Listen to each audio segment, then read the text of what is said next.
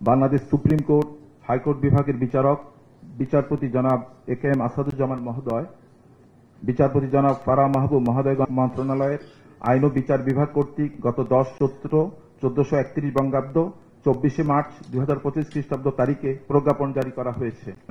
Bangladesh supreme কোর্টে appeal বিভাগে নবনিয়োগপ্রাপ্ত 2 জন মাননীয় বিচারপতিকে শপথ গ্রহণ করাবেন। সুপ্রিম কোর্টের আপিল বিভাগের বিচারক নিযুক্ত হইয়া সশ্রদ্ধ চিত্তে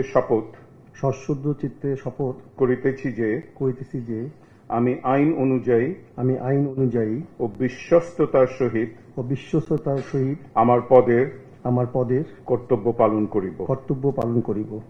আমি বাংলাদেশের প্রতি অকৃত্রিম বিশ্বাস ও আনুগত্য পোষণ করিব।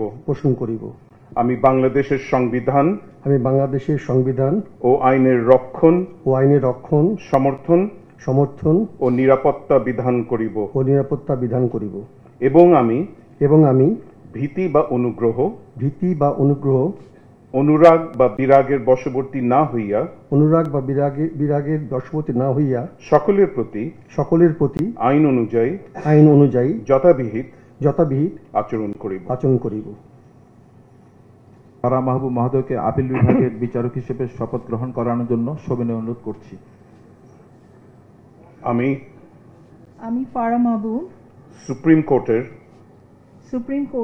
আপিল বিভাগের বিচারক নিযুক্ত হইয়া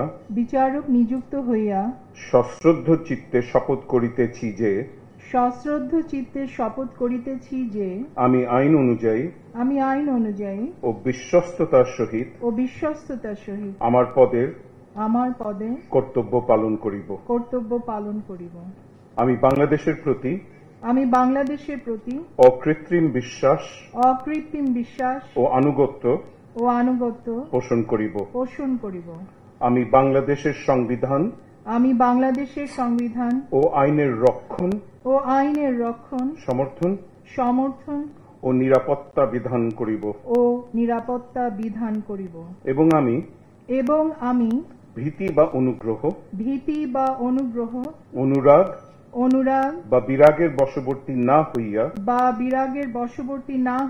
সকলের প্রতি আইন অনুযায়ী যথাবিহিত আচরণ করিব।